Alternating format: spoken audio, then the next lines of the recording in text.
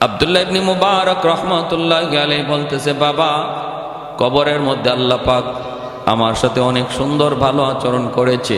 আমাকে প্রশ্ন করেছে, মার রাব্বুকা, আমাকে প্রশ্ন করা হয়েছে, মার রাব্বুকা ওয়া মা দীনুকা ওয়া মান হাদার রাজুল আল্লাযী বুইসা ফীকুম ইউকালু লাহু মুহাম্মদ। তোমার ইস ধর্মের নাম কি, উনি কে? আমি তিনটা প্রশ্নের জবাব আল্লাহর রহমতে সুন্দরভাবে দিয়েছি। রব্বি আল্লাহ, দীন আল ইসলাম, হাদা মুহাম্মাদুর রাসূলুল্লাহ সাল্লাল্লাহু আলাইহি ওয়াসাল্লাম।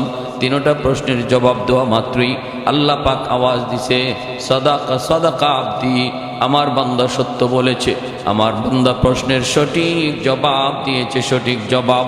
অতএব তার জন্য কবরটারে প্রশস্ত করে দাও। আফরিশুহু মিনাল জান্নাহ, আলবিসুহু মিনাল জান্নাহ, ওয়াফতাহু লাহু বাবান ইলাল জান্নাহ। তারে জান্নাতি পোশাক পরাও, জান্নাতি বিছানা বিছায় দাও। আর ওই যে জান্নাত, ওই জান্নাত থেকে কবর পর্যন্ত একটা সুরুং করে দাও, যেন সে কবরে শুয়ে শুয়া কিয়ামত পর্যন্ত জান্নাতের সুখ শান্তি পাইতে পারে। সব কিছু ঠিক আছে, আমি কবরে জান্নাতের ভিতরে আছি, জান্নাতের ভিতরে আছি, কিন্তু বাবা আমার বড় ঈর্ষা হয়। ঈর্ষা হয়। কিসের ঈর্ষা? আমার পাশের বাড়িতে ছিল যে কামার, আমার পাশের ঘরের যে থাকতো সে ছিল কামার। এই কামারও মারা গেছে, আর কামার রে আল্লাহ পাক জান্নাতে মর্যাদা আমার চেয়েও বাড়ায় দিছে। সুবহানাল্লাহ। আরো জোরে কোন হুজুর, এটা কোন কি? বলে হ, আমি তো বুঝি না, তার মর্যাদা বাইরে গেছে। চলে গেলেন, স্বপ্ন দেখা শেষ। এইবার যিনি স্বপ্ন দেখছে ইনিও কি আমাদের মতো সাধারণ মানুষ? ইনিও তো আরেক ওলি। উনি ওই কামারের ঘরে চলে গেছেন। যায় কামারের ঘরে যায় কামারের স্ত্রীকে জিজ্ঞেস করতেছেন, তোমার স্বামীর আমল কি ছিল একটু বলো, কি আমল ছিল তার একটু বলো। কেন, কি হয়েছে? আর কি হয়েছে মানে, স্বপ্ন যুগে আমি যা দেখেছি তোমার স্বামীর মর্যাদা আল্লাহ আব্দুল্লাহ ইবনে মুবারকের চেয়েও বাড়ায় দিছে। স্ত্রীও তো অবাক হয়ে গেছে, কোন কি আপনি, এটা হতেই পারে না। আমার স্বামীর মর্যাদা এত বড় মুহাদ্দিস, এত বড় ওলি, তার চেয়েও আল্লাহ বাড়ায় দিছে, কোন কারণে আমার বুঝে আসে না। তাহলে আমল কি ছিল একটু বলো, আমল কি ছিল বলো। এইবার স্ত্রী বলতেছে তার দুইটা আমলের কথা আমার মনে পড়ে। এক হলো আমার স্বামী এতটাই নামাজের পাবন্দি ছিল, লোহার কাম কাজ করত। যখনই হাতুড়ি উপরে উঠাইতো লোহাকে পিটানোর জন্য, ওই অবস্থায় যদি মসজিদের মিনার থেকে আজানের আওয়াজ আসছে, আল্লাহু আকবার, আল্লাহু আকবার, আল্লাহ মহান, আল্লাহ মহান, এই বইনা যখন ডাক দিয়েছে আমার স্বামী, তখনই হাতুড়িটা আর নিচে নামায় নাই, ওখান থেকে পিছনে ফালাইয়া দিছে। ফালায় বলছে, মালিক আমিও স্বীকার করি তুমি মহান, তুমি বড়, আমার কাজ ছোট, আমার কাজ ছোট, তুমি বড়, তুমি বড়। কাজটা আগায় নাই, পিছনে ফালায়া মসজিদে দৌড় দিছে। এই নজরে পড়ে আমার দ্বিতীয় আরেকটা আমল যদ্দূর মনে পড়ে, সেটা হলো আমার স্বামী সারাদিন লোহার কাজ কইরা যখন বিকালবেলা ঘরে ফিরত, এশার নামাজটা পড়া যখন ঘুমাইতো, শরীরটা তার ছেড়ে দিত, ক্লান্ত পরিশ্রান্ত, ক্লান্ত শরীর নিয়ে ঘুমায় পড়ত। আর পাশের ঘরটাই ছিল আব্দুল্লাহ ইবনে মুবারক রহমাতুল্লাহি আলাইহির ঘর।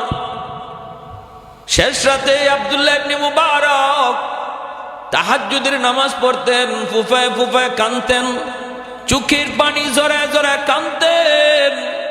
ওই কান্নার আওয়াজটা যখনই আমরা শুনতাম, আমার স্বামী ঘুম থেকে উঠত, কিন্তু ক্লান্ত শরীরে এতটাই দুর্বল, উঠতে পারত না। শরীরটা ছিল তার বড় দুর্বল, চোখের পানি জড়ায় জড়ায় কাঁদত। দৃশ্যটা দেখতো আব্দুল্লাহ ইবনে মুবারক তাহাজ্জুদ পড়ে আর চোখের পানি জড়ায় কান্দে। এই দৃশ্য দেখে আমার স্বামী নিজেও কান্ত আর কইতো, মালিক আমি তো দুর্বল, সারাদিন লোহার কাম করি, এজন্য আমার শরীরটা নিয়ে উঠতে পারি না, সারা শরীরে ব্যথা। আল্লাহ আমাকে যদি তুমি সুস্থতার নিয়ামত দিতাম, আমিও এই রকমভাবেই তোমার ওলির মতো তাহাজ্জুদ পড়তাম। শেষ সাথে নামাজ পড়ার কি মজা, শেষ সাথে তোমাকে ডাকার কি মজা। আল্লাহ আমিও একটু বোঝার চেষ্টা করতাম। এই বইলে চোখের পানি জড়ায় জড়ায় কান্ত, কিন্তু তাহাজ্জুদ পড়তে পারতো না, চোখের পানি জড়ায় কান্ত। তখনই আল্লাহর ওলি কয়, ওই যে আগ্রহ অন্তরের ভিতরে জন্মাইছে, এজন্য আল্লাহ পাক রব্বুল আলামিন তার অন্তরের দিকে তাকাইয়া আব্দুল্লাহ ইবনে মুবারকের মতোই তাহাজ্জুদের সওয়াব দিয়া বরং তার দিলের চাহাতটারে আরো পছন্দ কইরা জান্নাতে মাকাম আল্লাহ বাড়ায় দিছে। জোরে কোন সুবহানাল্লাহ। এইবার এই লোকটাকে স্পেশাল বিমানে ফ্রান্সে পাঠানো হলো। মদিনার সরকার, সৌদির সরকার পর্যন্ত টনক নড়ে গেল ঘটনার রহস্য জানার জন্য। সে ওখানে গেল, যায় খবর নেই। আজ থেকে 1 সপ্তাহ আগে আল্লাহর বান্দী ইন্তেকাল করেছে। জিজ্ঞেস করা হয় পরিবারের সদস্যকে, ঘটনা কি একটু বলো না, কোথায় তার কবর? খুঁজছে, যায় খুঁজছে, খুঁজিয়া দেখে তার কবরের মধ্যেই মদিনার ওই মানুষের লাশ এখানে হাজির, মদিনার ওই পুরুষ লোকের লাশ এখানে হাজির, আর ফ্রান্সের ওই মুসলমান নারীর লাশ চলে গেছে মদিনায়। ঘটনা কি, কি কারণে, কি জন্য? দুজনের পরিবারকে জিজ্ঞেস করা হলো। দুজনের পরিবারকে জিজ্ঞেস করা হলো। মদিনার ওই পুরুষ লোকের পরিবারকে জিজ্ঞেস করা হয়। তার স্ত্রী বলতেছে, আমার স্বামী নামাজি ছিল, সব কিছু ভালো ছিল, কিন্তু একটা অভ্যাস তার বড় খারাপ ছিল, একটা কথা তার বড় খারাপ ছিল। খারাপ অভ্যাস না, কথাটা ছিল খারাপ। কি কথা?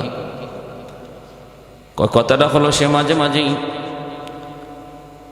যখন আমরা স্বামী স্ত্রীতে বৈধ সম্পর্কে যেতাম, গোসল যখন ফরজ হতো, তখন সে বলতো, এই গোসল ফরজ হওয়াটা ইসলামের যে একটা বিধান, এই বিধানটা আমার কাছে ভালো লাগে না, এটা আমি মানি না। খ্রিস্টানরা এজন্য অনেক ভালো, গোসল টোসল লাগে না, সব কাজ করা যায়, কিন্তু ইসলাম ধর্মে এই গোসলটারে ফরজ করার বিধানটা আমার পছন্দ হয় না। এই কথাটা প্রায় সময় বলতো, প্রায় সময় এই কথাটা বলতো। অথচ নামাজি আল্লাহর বিধান, শরীয়তের বিধান, এই বিধানটারে সে নেগলেক্ট করত। এজন্য আল্লাহ পাক মৃত্যুর পর তার লাশটারে আল্লাহ মদিনায় রাখে নাই, মরণের সময় বেঈমান হইয়া মরছে বিদায় আল্লাহ বেঈমানের দেশে তারে লাশ পাঠায় দিছে। জোরে কোন সুবহানাল্লাহ। ওই মহিলাকে জিজ্ঞেস করা হলো, মহিলার পরিবার কি ছিল, তার নেক আমল। আল্লাহর বান্দি কোরআন পড়তো, নতুন মুসলমান হয়েছে, খ্রিস্টান থেকে নতুন মুসলমান হয়ে কোরআন পড়া শিখছে, আর কোরআন পড়তো, আর মনের মধ্যে তামান্না ছিল, এই আশা ছিল, সর্বদা সে চোখের পানি জড়ায় কাঁদত আর বলতো, আল্লাহ ও মালিক, আমার মরণ যদি মদিনায় হতো, আমি যদি তোমার নবীর দেশে শুইতে পারতাম, যেই মদিনায় তুমি তোমার হাবিবরে ঘুম পাড়াইছো, আল্লাহ আমারে যদি ওই মদিনায় তুমি ঘুম পাড়াইতা। এরকম মনের ভিতরে আফসোস নিয়ে আল্লাহর কাছে কাঁদত। আল্লাহ তার কান্নারে এত পছন্দ করছে, এত কবুল করা করছে। মরণ হয়েছে ফ্রান্সে, কিন্তু কুদরতি ভাবে আল্লাহ চিরনিদ্রায় শোয়া রাখছে মদিনায় নবীর পাশে। যেরকম সুবহানাল্লাহ। এজন্যই বলতেছি, সাবধান, কোন মন্তব্য করার আগে একটু খেয়াল করবেন। শরীয়তের কোন বিধান নিয়ে কোনো মন্তব্য চলবে না। আল্লাহ পাক যা হালাল করেছেন, যা হারাম করেছেন, এই হালাল হারামের ব্যাপারে চুপ। আমার কোনো সিদ্ধান্ত, আমার কোনো যুক্তি, আমার কোনো বিবেক কিছুই সেখানে চলবে না। কারণ আমার আপনার যুক্তি যেখানে শেষ হবে, সেখানে আল্লাহর কুদরত শুরু হবে, ঠিক কিনা? যেখানে যাই আমার আপনার বিবেক শেষ হবে, স্তব্ধ হয়ে যাবে, বিবেক আর কিছুই পাবে না, দেখবে সব শূন্য। আল্লাহ বলে, এখান থেকে আমার কুদরত শুরু। সুবহানাল্লাহ। তাহলে আমি আপনি কি করে এই সাগরের কিনারায় বসব? একজন মানুষ যদি মুমিন হতে হয়, ইসলামের যতগুলি অকাট্য বিধান আছে সবগুলি অকাট্য বিধানকে সে মানতে হবে। ভালো করে বুঝবেন ঈমান আর কুফর কাকে বলে। ঈমান কাকে বলে? ঈমান বলে আল্লাহ প্রদত্ত যত বিধান আছে হিসাব ছাড়া, কোরআন আর হাদিস থেকে অকাট্য যত বিধান, এই সমস্ত বিধান মানার নাম হলো ঈমান। সমস্ত বিধিবিধান মানার নাম কি? ঈমান। বলে নামাজ মানি, রোজা মানি, পর্দা মানি, হজ মানি, যাকাত মানি, সব কিছু মানি। আল্লাহর কোরআনে যত বিধান আছে সব মানি। সব মানার দ্বারা ঈমান হয়, মুমিন হয়। কিন্তু কাফের হইতে সব অস্বীকার করা লাগে না, একটা অস্বীকার করলেই কাফের।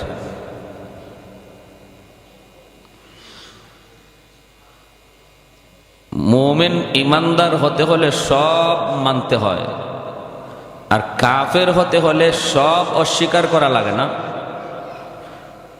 একটা শরীয়তের কোনো একটা বিধান কেউ যদি মানে না, বলে যে না আমি এটা মানি না, অথবা এই বিধানটারে নিয়ে মস্কারি করে, আল্লাহর বিধান জানছে কিন্তু সে এটাকে নিয়ে ঠাট্টা করে, ইসলামের কোন শেয়ার যা দেখলে বোঝা যায় ইসলাম চিনা যায়, এগুলাকে ইসলামের শেয়ার বলে। যা দেখলে ইসলাম চিনা যায়, মানে মুসলমান বোঝা যায়। যেমন টুপি,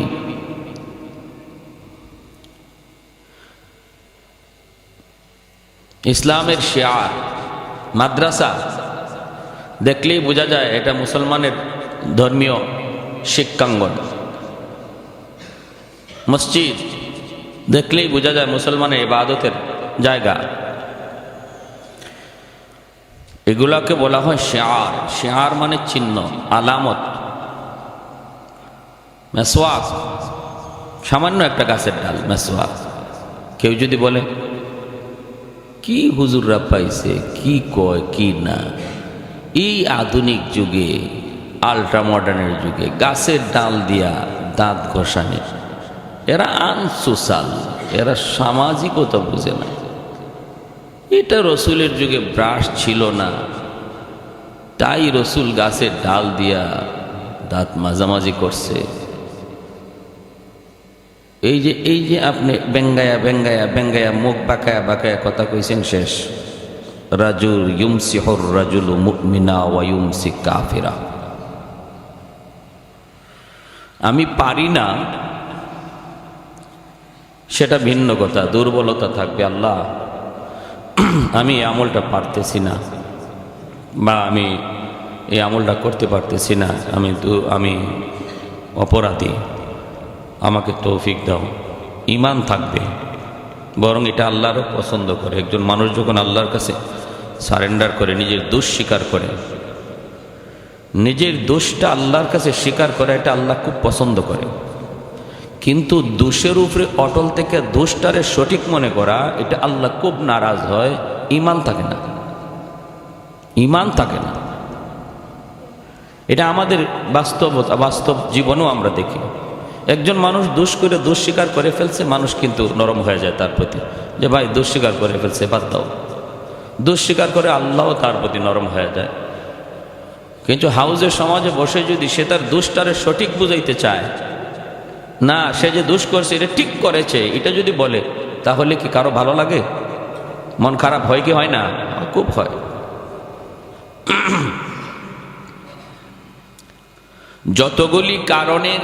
যতগুলি কাজের দ্বারা, যতগুলি কারণে ঈমান ভঙ্গ হয়, এর মধ্যে উল্লেখযোগ্য একটা কারণ হলো আল্লাহর সমস্ত বিধিবিধানের ভিতর থেকে কোনো একটাকে যদি কেউ অস্বীকার করে অথবা এটা নিয়ে ব্যঙ্গ করে, মজাক করে, ঈমান চলে যাবে। ফুটবল খেলা চলতেছে, সবাই কম বেশি দেখতেছেন, বাধা দিয়েও আমরা পারবো না। আপনার রুচি, আপনার ইচ্ছা, আমরা আমাদের কথা বলতেছি হারাম হারাম হারাম। কিন্তু মনে রাখবেন, আমাদের হারাম বলার পরে যদি কেউ এটাকে নিয়ে মস্কারি করেন অথবা আপনার যুক্তি এখানে প্রাধান্য দেন যে এটা হারামের কি হলো, এটা একটা বিনোদন, আমরা দেখতেছি, কি হইলো এটা এটা এটার দ্বারা আমার ক্ষতি কি হইতেছে ইসলামের, আমি তো কোনো নাফরমানি কাজ করতেছি না, আমি দেখতেছি। এই যে যুক্তি দেখাইতেছেন আপনি, কুল্লু লাবিন হারামুন, মায়ার নবীর হাদিস, আল্লাহ নবীর হাদিস, সমস্ত খেলা হারাম। এই কথা জানার পরেও আপনি যদি বলেন যে এতে হারামের কি হলো, তখন আপনি এই বিধানটারে অস্বীকার করতেছেন, আপনার যুক্তি দিয়ে এটাকে ঠিক ভাবতেছেন। নবীর ভবিষ্যৎবাণী আপনার জন্যই, আল্লাহ নবীর 1400 বছর আগের ভবিষ্যৎবাণী আপনার জন্য। ইউমসিহুর রাজুলু কাফিরা ওয়া ইউমসি কাফির, ইউসবিহুর রাজুলু কাফিরা ওয়া ইউমসি মুমিনা। এই কথাটা বলার আগেও সে মুমিন ছিল, আর এই কথাটা বলার কারণে সে কাফের হয়ে গেল। আর কাফের হওয়ার দ্বারা ক্ষতি কি হলো? প্রথম নম্বরই তার বউ তালাক হয়ে গেল। যখনই একজন মানুষ তার কোনো কথার দ্বারা, তার কোনো আচরণের দ্বারা ঈমান চলে যায়, কাফির হয়, সাথে সাথেই দুনিয়ার ক্ষতি হলো তার বউ তালাক। কারণ সে কাফির আর তার বউ মুমিন হতেই পারে না, তালাক হয়ে যায়। এখন কি করবেন বলেন? এখন আপনি এটার পরে আপনি সংসার করতেছেন নিজের বৈধ স্ত্রী মনে করে, অথচ শরীয়তের তালিকায় আপনি জিনা হইতেছে। সন্তান আপনি হচ্ছে ভাবতেছেন বৈধ সন্তান, আসলে সে অবৈধ সন্তান। সমাজ কেন এতটা নষ্ট হচ্ছে?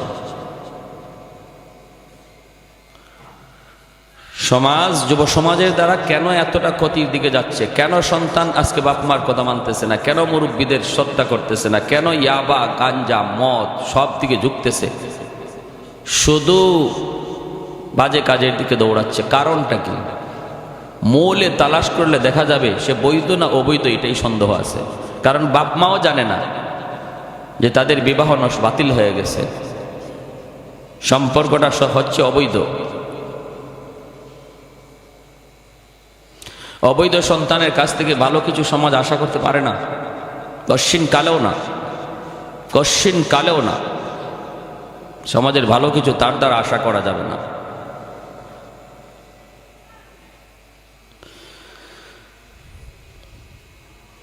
মান আমিলা সালিহাম মিন যাকারিন আও উনসা ওয়া হুয়া মুমিন ফালানুহইয়ান্নাহু হায়াতান তাইয়্যিবা ওয়ালানাজজিয়ান্নাহুম আজরাহুম বিআহসানি মা কানু ইয়ামালুন। সাহাবায়ে কেরাম রাদিয়াল্লাহু তাআলা আনহুমের ভিতরে এত ভয় ছিল, হায় আমার দৌলতে ঈমান কখন জানি আমার কাছ থেকে চলে যায়।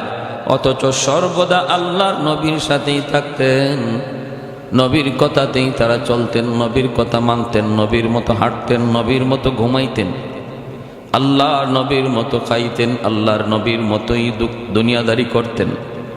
কিন্তু এরপরও এত ভয়।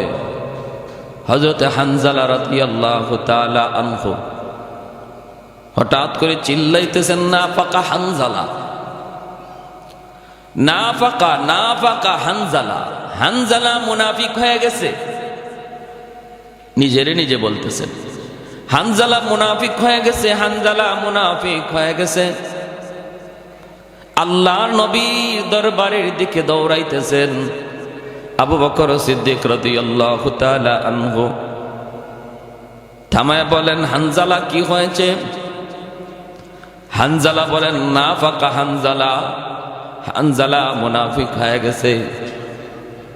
আবু বকর সিদ্দিক বলতেছেন, হানজালা তুমি কও কি, একটু মাথায় হুঁশ রেখে কথা বলো, কি বলতেছো তুমি, কি বলতেছো তুমি, একটু ভালো করে বুঝায় বলো, কি কও তুমি মুনাফিক হয়ে গেছো, কে বলছে তোমারে মুনাফিক হয়ে গেছো?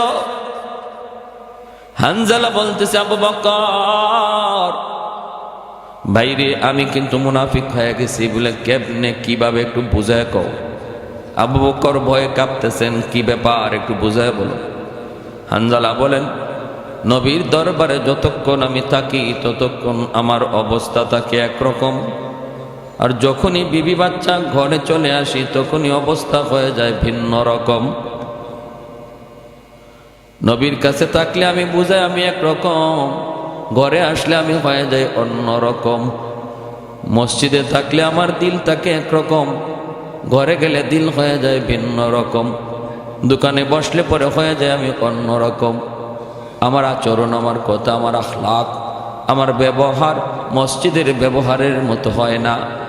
এটাই তো মুনাফিকের আলামত, এটাই তো মুনাফিকের লক্ষণ। মুনাফিক জায়গায় জায়গায় ভিন্ন রূপ ধরে, আর মুমিন সব জায়গায় এক রূপ নিয়ে চলে। মুমিন মসজিদের ভিতরে যেমন, মসজিদের বাইরেও তেমন। মসজিদে আল্লাহর ডরায়, দোকানে বসলেও আল্লাহর ডরায়। মসজিদে আল্লাহকে ভয় পায়, ঘরে গেলেও আল্লাহকে ভয় পায়।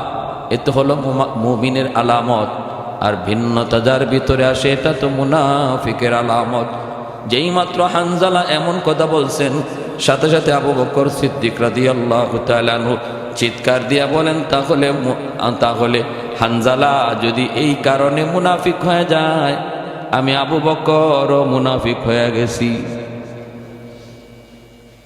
এই কারণে যদি মুনাফিক হয় তাহলে আমি আবু বকর মুনাফিক হয়ে গেছি। তাড়াতাড়ি চলো আল্লাহর নবীর কাছে, সমাধান জেনে নেই, সমাধান জেনে নেই, বাঁচার উপায় কি একটু বুঝে আসি। দুজন পেরেশান হয়ে নবীর দরবারে হাজির। আল্লাহর নবীর কাছে দুজন পেরেশান হয়ে নবীকে ডাক দিয়ে বলতেছেন, ইয়া রাসূলুল্লাহ, আমরা বড় পেরেশান হয়ে আপনার কাছে এসেছি গো নবী। ওগো নবীজি, আমরা বড় ভয়ে আছি, আতঙ্কে আছি। বলে কি নিয়ে? বলে আমাদের ঈমান লইয়া আমরা বড় আতঙ্কে আছি, ভয়ে আছি। নবী বলেন, কি হয়েছে? বলে, ইয়া রাসূলুল্লাহ, মনে হচ্ছে আমাদের ঈমান চলে যায়, আবার ঈমান মাঝে মাঝে আসে, আমরা মনে হয় মুনাফিক হয়ে গেছি, মুনাফিক। নবী বলতেছেন, কোন কারণে? আবু বকর সিদ্দিক কান্দেন, হানজালা কান্দেন। নবী বলেন, বলো না কি হয়েছে, একটু খুলে বলো। হানজালা কয়, নবী গো, যতক্ষণ আপনার কাছে থাকি ততক্ষণ আমাদের দিল শান্ত থাকে। আমরা আমাদের দিলের হালত আমরা একরকম বুঝি। যখনই মসজিদ থেকে বের হই, যখনই ঘরে যাই, বিবি বাচ্চার কাছে যাই, যখনই সমাজের সাথে তাল মিলাই, যখনই আমরা আমাদের ব্যবসার প্রতিষ্ঠানে যাই, তখনই আমাদের চেহারা অন্যরকম হয়ে যায়, দিলের হালত পরিবর্তন হয়ে যায়। ইয়া রাসূলুল্লাহ, এটা তো মুনাফিকের আলামত। মুনাফিকের হালত হলো সে ভিন্ন জায়গায় ভিন্ন রূপ নেয়, এক এক জায়গায় এক এক রূপ নেয়, এটা হলো মুনাফিকের আলামত। তাহলে আমরা তো মুনাফিক হয়ে গেছি, মুনাফিক। আল্লাহর নবী, রহমতের নবী বলেন, মায়ার নবী তখন দুজনকে বুকে জড়ায় ধইরা আদর করেন, সান্ত্বনা দিয়ে নবী বলেন, না আবু বকর, হানজালা, আমি নবী সুসংবাদ দিচ্ছি, তোমরা মুনাফিক না। জোরে কোন সুবহানাল্লাহ। এ হানজালা, আবু বকর, মুনাফিক কারা কারা এটা আমি নবীও জানি না, যদি আল্লাহ আমাকে না জানায়। জোরে কোন না সুবহানাল্লাহ। মুনাফিকের হালত হলো কলিজার ভিতর, নেফাকের অবস্থান হলো কলিজার ভিতর, অন্তরের ভিতরে। বাহ্যিক আমল দেখা, বাহ্যিক কোন কাজ দেখা কাউকে মুনাফিক বলা যাবে না। দিলের ভিতরে কুফর, মুখে ঈমান, এর নাম হলো মুনাফিক। দিলের ভিতরে কুফর আর মুখে ঈমান। তোমাদের দিলে তো কুফর নয়, দিলের ভিতরে কোনো কুফর নয়, বরং আমলের ভিতরে তারতম্য সৃষ্টি হয়। মসজিদের ভিতরে তোমাদের আমল একরকম, মসজিদের বাইরে গেলে আমলের মধ্যে ভিন্নতা আসে, আমলের ভিন্নতার দ্বারা মুনাফিক হয় না, ইমানের ভিন্নতার দ্বারা মুনাফিক হয়। জোরে বলি সুবহানাল্লাহ। না না, তোমরা মুনাফিক না। আমলের ভিতরে তারতম্য হতে পারে, কিন্তু ইয়াকিনের ভিতরে, বিশ্বাসের ভিতরে যদি তারতম্য হয় তাহলে কিন্তু মুনাফিক হয়ে যায়, মুনাফিক হয়ে যায়। আল্লাহ নবী সান্ত্বনা দিলেন। সাহাবায়ে কেরাম রাদিয়াল্লাহু তাআলা আনহুমের ভিতরেও কি পরিমাণ ভয় ছিল, কি পরিমাণ ভয়, কিন্তু আমাদের অন্তরে বিন্দু পরিমাণ ভয় নাই। আমাদের চাল চলনে বোঝা যায় মুসলমানের ঘরে জন্ম নিয়া আমি তো মুসলমান, নিশ্চিত মুসলমান, আমার মুসলমানি যাবে কোথায়? আমি ইমানদারের ঘরে জন্ম নিয়েছি, আমার ইমান যাবে কোথায়? এক নাম্বার কারণ হলো শরীয়তের কোনো বিধিবিধান, অকাট্য বিধিবিধানের একটাকে যদি কেউ অস্বীকার করে অথবা মজাক করে, ঠাট্টা করে, সাথে সাথে ইমান থাকে না যায়। দূরে বলেন, থাকে না যায়? যায়। এজন্য বলি, শরীয়ত যেগুলাকে হালাল বলেছে, যেগুলাকে হারাম বলেছে, এই সমস্ত হালাল জিনিসকে 100% হালাল জানতে হবে। যেগুলাকে শরীয়ত হারাম বলেছে, প্রত্যেকটা হারাম জিনিসকে অন্তর থেকে হারাম জানতে হবে। যদি আপনি এই হাজারো হারামের ভিতরে একটা হারাম, যেটাকে যে কোনো একটা হারাম অস্বীকার করলেন অথবা এটা মানতে পারলেন না, তাহলে ঈমান থাকে না যায়? তাহলে কি বুঝলাম আমরা? ঈমানদার হতে হলে সব মানতে হয়, আর কাফের হতে হলে সব ছাড়তে হয় না, সব অস্বীকার করতে হয় না, একটা অস্বীকার করলেই কাফের হয়ে যায়। এজন্যই নবীজি বলেছেন কাফির হওয়াটা এতটা সহজ হয়ে যাবে যে এই মুমিন এই কাফির, এই মুমিন এই কাফির।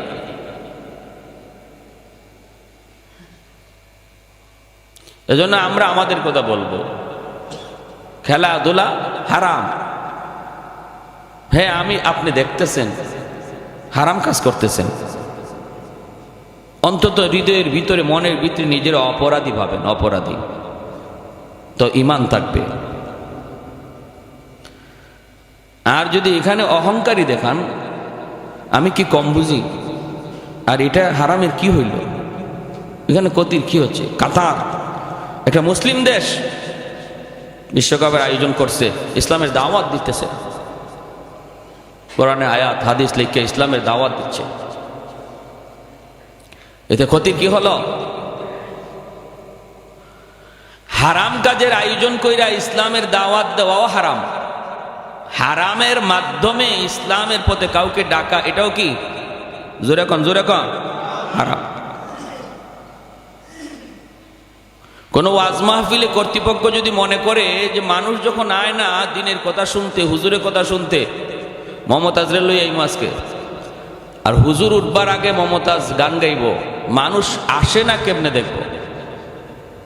ভালো করে বুঝছেন, তার উদ্দেশ্য গান শোনানো নয়, উদ্দেশ্য ভালো, উদ্দেশ্য হলো মানুষ জমানো, ওয়াজ শোনানো, কিন্তু যে পদ্ধতিটা নিছে এটা হালাল না হারাম?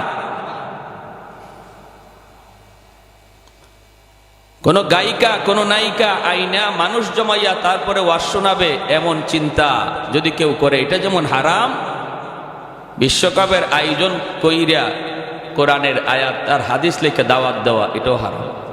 আপনার কে বলছে মুসলমান বানাইতে? এইভাবে কে আপনার এই দায়িত্ব, এই ঠিকাদারিটা দিছে কে আপনারে? এইভাবে কাউরে মুসলমান বানানোর ঠিকাদারি আপনারে কে দিল? আপনার আল্লাহ জিজ্ঞেস করব যে ওই কি আর্জেন্টিনার প্লেয়ারগুলো মুসলমান হইল না কেন, তুই জব দিয়ে যা, জিগাই বললা? মোটেও জিগাইতো না আল্লাহ। মুসলমান হইলি কি না হইলি কি আল্লাহর কি আসে যায়? তাম দুনিয়ার সব মুসলমান, সব অমুসলিম হয়ে যাক, আল্লাহর কি আসে যায়? আল্লাহর খুদাই চলে যাবে, জবাব তারটা তা দিবে। কিন্তু আপনাকে এই পদ্ধতিতে আগাইতে গেছে কে? যদি এমনই হইতো তাহলে আল্লাহ নবী বলতেন, এরা তো এই প্রস্তাব দিছিল, মুহাম্মদ ঠিক আছে আমরা তোমার খোদার ইবাদত করব, তবে আমাদেরকে শুধু তুমি আমাদের যে হুবুল আছে, আমাদের যে মূর্তি আছে, এই মূর্তিটারও আমাদের বগলের নিচে রাখার সুযোগ দাও, আমাদের পকেটে রাখার সুযোগ দাও। তারপরে আমরা মাঝে মাঝে আমাদের ভগবানরাও ডাকবো, আর একবার নাও ডাকবো ভগবান রে, 10 বার ডাকবো তোমার খোদারে। আল্লাহ নবীকে রাখো। নবী যদি এই প্রস্তাবটা খালি মানতেন, এরকম বহু সুযোগ ছিল যে ওরা নবীর কাছে আসার। আল্লাহ নবী নিজে যদি খালি পাশে একটা মূর্তি সাজায় রাখতেন আর বলতেন আসো আসো এক আল্লাহর দাওয়াত দেই, ওরা খালি মূর্তিটা দেখলেই হাজারো মক্কার মানুষ জমা হয়ে যেত। নবী এই সুযোগের এক আল্লাহর দাওয়াত দিয়া দিতে পারতেন, বুঝাইতে পারতেন। কৌশল নিছেন জমা করার, আর দাওয়াত দিছেন এক আল্লাহর, হতে পারত। কিন্তু একটা নজির দেখান, একটা নজির, একটা দৃষ্টান্ত দেখান, এমন কোনো দৃষ্টান্ত নাই। মদিনা শরীফে এক লোক মারা গেল, বহু আগের ঘটনা, থানবী আলাইহির রহমা কিতাবে লিখছে।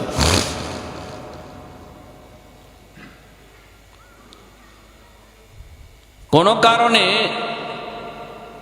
তার কবর আবার খনন করতে হলো। কার কি জানি পড়লো, খনন করে দেখে যে লোকটারে তারা মাত্র কবরে রাখলো, এই লোকের লাশ কবরে নাই। এখানে একটা মহিলার লাশ।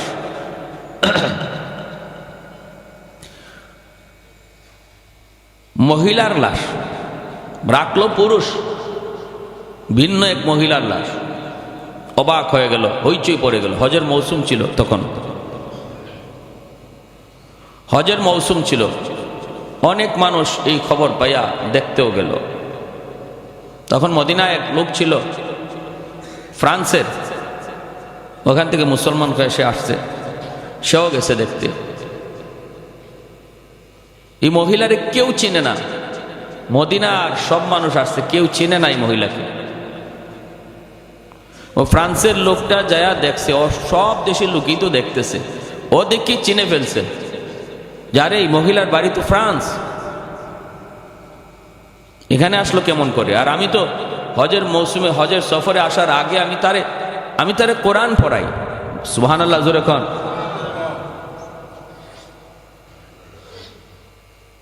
আমি তারে কোরআন পড়াই, কোরআন শিখাইছি, আমি তারে জীবিত হয়ে আসছি। তা আল্লাহ সেখানে আসলো কেমন করে? সে আমার ছাত্রী। হইচই পড়ে গেল মদিনায়। এইবার এই লোকটাকে স্পেশাল বিমানে ফ্রান্সে পাঠানো হলো। মদিনার সরকার, সৌদির সরকার পর্যন্ত টনক নড়ে গেল ঘটনার রহস্য জানার জন্য। সে ওখানে গেল, যায় খবর নেই। আজ থেকে 1 সপ্তাহ আগে আল্লাহর বান্দী ইন্তেকাল করেছে। জিজ্ঞেস করা হয় পরিবারের সদস্যকে, ঘটনা কি একটু বলো না, কোথায় তার কবর? খুঁজছে, যায় খুঁজছে, খুঁজে দেখে তার কবরের মধ্যেই মদিনার ওই মানুষের লাশ এখানে হাজির, মদিনার ওই পুরুষ লোকের লাশ এখানে হাজির, আর ফ্রান্সের ওই মুসলমান নারীর লাশ চলে গেছে মদিনায়। ঘটনা কি, কি কারণে, কি জন্য? দুজনের পরিবারকে জিজ্ঞেস করা হলো। দুজনের পরিবারকে জিজ্ঞেস করা হলো। মদিনার ওই পুরুষ লোকের পরিবারকে জিজ্ঞেস করা হয়। তার স্ত্রী বলতেছে, আমার স্বামী নামাজি ছিল, সব কিছু ভালো ছিল, কিন্তু একটা অভ্যাস তার বড় খারাপ ছিল, একটা কথা তার বড় খারাপ ছিল। খারাপ অভ্যাস না, কথাটা ছিল খারাপ। কি কথা? কথাটা হলো সে মাঝে মাঝেই যখন আমরা স্বামী স্ত্রীতে বৈধ সম্পর্কে যেতাম, গোসল যখন ফরজ হতো, তখন সে বলতো এই গোসল ফরজ হওয়াটা ইসলামের যে একটা বিধান, এই বিধানটা আমার কাছে ভালো লাগে না, এটা আমি মানি না। খ্রিস্টানরা এজন্য অনেক ভালো, এই গোসল টোসল লাগে না, সব কাজ করা যায়, কিন্তু ইসলাম ধর্মে এই গোসলটারে ফরজ করার বিধানটা আমার পছন্দ হয় না। এই কথাটা প্রায় সময় বলতো, প্রায় সময় এই কথাটা বলতো। অথচ নামাজি আল্লাহর বিধান, শরীয়তের বিধান, এই বিধানটারে সে নেগলেক্ট করত। এজন্য আল্লাহ পাক মৃত্যুর পর তার লাশটারে আল্লাহ মদিনায় রাখে নাই, মরণের সময় বেঈমান হইয়া মরছে বিদায় আল্লাহ বেঈমানের দেশে তারে লাশ পাঠায় দিছে। যেরকম সুবহানাল্লাহ। ওই মহিলাকে জিজ্ঞেস করা হলো, মহিলার পরিবার কি ছিল, তার নেক আমল?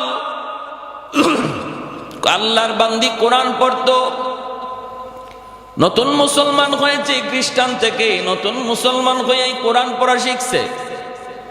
আর কোরআন পড়তো, আর মনের মধ্যে তামান্না ছিল, এই আশা ছিল, সর্বদা সে চোখের পানি জড়ায় কাঁদতো আর বলতো, আল্লাহ ও মালিক, আমার মরণ যদি মদিনায় হতো, আমি যদি তোমার নবীর দেশে শুইতে পারতাম, যেই মদিনায় তুমি তোমার হাবিবরে ঘুম পাড়াইছো, আল্লাহ আমারে যদি ওই মদিনায় তুমি ঘুম পাড়াইতা। এরকম মনের ভিতরে আফসোস নিয়ে আল্লাহর কাছে কাঁদতো। আল্লাহ তার কান্নারে এত পছন্দ করছে, এত কবুল করা করছে। মরণ হয়েছে ফ্রান্সে, কিন্তু কুদরতি ভাবে আল্লাহ চিরনিদ্রায় শোয়া রাখছে মদিনায় নবীর পাশে। যেরকম সুবহানাল্লাহ।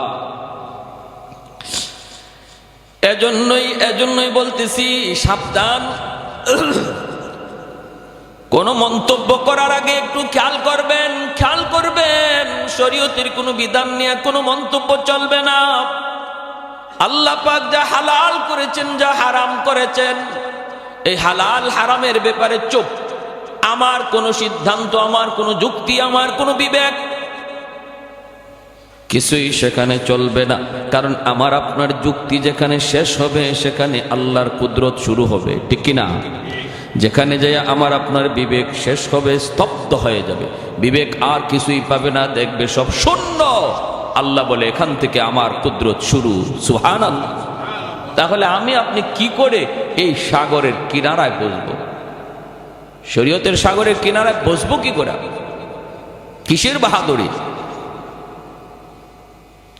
আহা, আল্লাহ তুমি সহি বুঝদান করো। সবাই বলি আমিন। এজন্য দিলের মধ্যে কোনো আমলের প্রতি চাহাত, আগ্রহ জন্ম না। সাহাবায়ে কেরাম রাদিয়াল্লাহু তাআলা আনহুমের তো এমন ছিল, তারা ঈমান আমলের প্রতিযোগিতা করত। আমার ঈমান আরো কেমনে বাড়ানো যায়, ঈমানকে আরো মজবুত কেমনে করা যায়, আমল আরো কেমনে বাড়ানো যায়, এই ছিল তাদের প্রতিযোগিতা। দিলের ভিতরে ছিল এই চাহাত, সর্বদা দিলটা ভয়ে কাতর থাকতো আল্লাহ পাকের বিধানের সামনে, আল্লাহর কুদরতের সামনে, আল্লাহ পাকের জালালিয়তের সামনে। হযরত আব্দুল্লাহ ইবনে মুবারক রাহমাতুল্লাহি আলাইহি বহুত বড় একজন বুজুর্গ, বহুত বড় মুহাদ্দিস, বহুত বড় ফকিহ, যার জামানায় তামাম পৃথিবীতে ওনার মতো আলেম, ওনার মতো মুহাদ্দিস তামাম দুনিয়ায় ছিল না। সুবহানাল্লাহ। জোরে করুন। আব্দুল্লাহ ইবনে মুবারক রাহমাতুল্লাহি আলাইহি এত বড় মুহাদ্দিস, ইন্তেকাল হলো। মুরিদ স্বপ্নে দেখে জিজ্ঞেস করতেছে, হুজুর কবরে আপনার সাথে কেমন আচরণ হয়েছে একটু বলেন।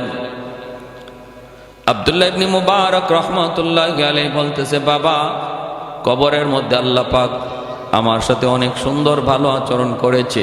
আমাকে প্রশ্ন করেছে, মার রাব্বুকা, আমাকে প্রশ্ন করা হয়েছে, মার রাব্বুকা ওয়া মা দীনুকা ওয়া মান হাদার রাজুল আল্লাযী বুইসা ফীকুম ইউকালু লাহু মুহাম্মদ, তোমার ইস ধর্মের নাম কি, উনি কে? আমি তিনটা প্রশ্নের জবাব আল্লাহর রহমতে সুন্দরভাবে দিয়েছি। রব্বি আল্লাহ, দীনে আল ইসলাম, হাদা মুহাম্মাদুর রাসূলুল্লাহ সাল্লাল্লাহু আলাইহি ওয়াসাল্লাম।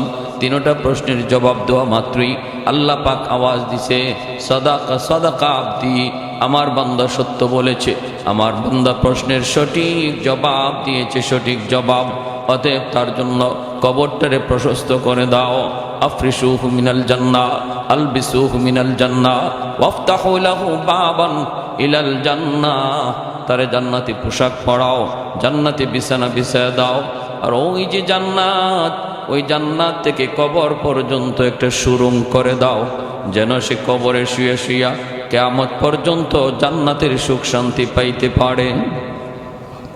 সব কিছু ঠিক আছে, আমি কবরে জান্নাতের ভিতরে আছি, জান্নাতের ভিতরে আছি, কিন্তু বাবা আমার বড় ঈর্ষা হয়। ঈর্ষা হয়। কিসের ঈর্ষা? আমার পাশের বাড়িতে ছিল যে কামার, আমার পাশের ঘরের যে থাকতো সে ছিল কামার, এই কামারও মারা গেছে। আর কামার রে আল্লাহ পাক জান্নাতে মর্যাদা আমার চেয়েও বাড়ায় দিছে। সুবহানাল্লাহ, আরো জোরে কোন। হুজুর এটা কোন কি? বলে হ, আমি তো বুঝি না, তার মর্যাদা বাইরে গেছে। চলে গেলেন, স্বপ্ন দেখা শেষ। এইবার যিনি স্বপ্ন দেখছে ইনিও কি আমাদের মতো সাধারণ মানুষ? ইনিও তো আরেক ওলি। উনি কামারের ঘরে চলে গেছেন, যায় কামারের ঘরে যায় কামারের স্ত্রীকে জিজ্ঞেস করতেছেন, তোমার স্বামীর আমল কি ছিল একটু বলো, কি আমল ছিল তার একটু বলো। কেন, কি হয়েছে? আর কি হয়েছে মানে স্বপ্ন যুগে আমি যা দেখেছি তোমার স্বামীর মর্যাদা আল্লাহ আব্দুল্লাহ ইবনে মুবারকের চেয়েও বাড়ায়া দিছে। স্ত্রীও তো অবাক হয়ে গেছে, কোন কি আপনি, এটা হতেই পারে না। আমার স্বামীর মর্যাদা এত বড় মুহাদ্দিস, এত বড় ওলি, তার চেয়েও আল্লাহ বাড়ায়া দিছে, কোন কারণে আমার বুঝে আসে না। তাহলে আমল কি ছিল একটু বলো, আমল কি ছিল বলো। এইবার স্ত্রী বলতেছে তার দুইটা আমলের কথা আমার মনে পড়ে। এক হলো আমার স্বামী এতটাই নামাজের পাবন্দি ছিল, লোহার কাম কাজ করত। যখনই হাতুড়ি উপরে উঠাইতো লোহাকে পিটানোর জন্য, ওই অবস্থায় যদি মসজিদের মিনার থেকে আজানের আওয়াজ আসছে, আল্লাহু আকবার, আল্লাহু আকবার, আল্লাহ মহান, আল্লাহ মহান, এই বইনা যখন ডাক দিয়েছে আমার স্বামী, তখনই হাতুড়িটা আর নিচে নামায় নাই, ওখান থেকে পিছনে ফালাইয়া দিছে। ফালায় বলছে, মালিক আমিও স্বীকার করি তুমি মহান, তুমি বড়, আমার কাজ ছোট, আমার কাজ ছোট, তুমি বড়, তুমি বড়। কাজটা আগায় নাই, পিছনে ফালায়া মসজিদে দৌড় দিছে। এই নজরে পড়ে আমার দ্বিতীয় আরেকটা আমল যদ্দূর মনে পড়ে, সেটা হলো আমার স্বামী সারাদিন লোহার কাজ কইরা যখন বিকালবেলা ঘরে ফিরত, এশার নামাজটা পড়া যখন ঘুমাইতো, শরীরটা তার ছেড়ে দিত, ক্লান্ত পরিশ্রান্ত, ক্লান্ত শরীর নিয়ে ঘুমায় পড়তো। আর পাশের ঘরটাই ছিল আব্দুল্লাহ ইবনে মুবারক রহমাতুল্লাহ আলাইহি ঘর। শেষ রাতে আব্দুল্লাহ ইবনে মুবারক তাহাজ্জুদের নামাজ পড়তেন, ফুফায় ফুফায় কাঁদতেন, চোখের পানি জড়ায় জড়ায় কাঁদতেন। ওই কান্নার আওয়াজটা যখনই আমরা শুনতাম, আমার স্বামী ঘুম থেকে উঠতো, কিন্তু ক্লান্ত শরীরে এতটাই দুর্বল, উঠতে পারতো না। শরীরটা ছিল তার বড় দুর্বল, চোখের পানি জড়ায় জড়ায় কাঁদতো। দৃশ্যটা দেখতো আব্দুল্লাহ ইবনে মুবারক তাহাজ্জুদ পড়ে আর চোখের পানি জড়ায় কান্দে। এই দৃশ্য দেখে আমার স্বামী নিজেও কাঁদতো আর কইতো, মালিক আমি তো দুর্বল, সারাদিন লোহার কাম করি, এজন্য আমার শরীরটা নিয়ে উঠতে পারি না, সারা শরীরে ব্যথা। আল্লাহ আমাকে যদি তুমি সুস্থতার নিয়ামত দিতাম, আমিও এই রকম ভাবেই তোমার ওলির মতো তাহাজ্জুদ পড়তাম। শেষ সাথে নামাজ পড়ার কি মজা, শেষ সাথে তোমাকে ডাকার কি মজা। আল্লাহ আমিও একটু বোঝার চেষ্টা করতাম। এই বইলে চোখের পানি জড়ায় জড়ায় কান্ত, কিন্তু তাহাজ্জুদ পড়তে পারতো না, চোখের পানি জড়ায় কান্ত। তখনই আল্লাহর ওলি কয়, ওই যে আগ্রহ অন্তরের ভিতরে জন্মাইছে, এজন্য আল্লাহ পাক রব্বুল আলামিন তার অন্তরের দিকে তাকাইয়া আব্দুল্লাহ ইবনে মুবারকের মতোই তাহাজ্জুদের সওয়াব দিয়া বরং তার দিলের চাহাতটারে আরো পছন্দ কইরা জান্নাতে মাকাম আল্লাহ বাড়ায় দিছে। জোরে কোন সুবহানাল্লাহ। এজন্য সাবধান, আমলের দিকে আমাদের প্রতিযোগিতা থাকবে, আমলের মধ্যে আগ্রহ থাকবে, খেলাধুলার প্রতি আগ্রহ নয়, খেলাধুলার প্রতি এত আসক্তি নয়। আসক্তি থাকবে আমার আমলের দিকে, আসক্তি থাকবে আরেক ভাইয়ের দিকে। আরেক ভাই মসজিদে 5 ওয়াক্ত যায়, আমি কেন যেতে পারতেছি না, আমি কেন পারতেছি না। আরেক ভাই ফজরের জামাতে যায়, আমি এখনো কেন ফজরের জামাতে যেতে পারলাম না। দিলের ভিতরে এই চাহাতটা থাকবে, দিলের ভিতরে এই তলবটা থাকবে, দিলের ভিতরে এই আকাঙ্ক্ষাটা থাকবে। আল্লাহ পাক দিলের ওই আকাঙ্ক্ষার দিকে তাকাইলে আল্লাহ তার বান্দারে তার ওলির খাতায় নাম লেখায়, আর ওলি হওয়ার জন্য যা আমল দরকার তার দ্বারা আল্লাহ করায় নেয়।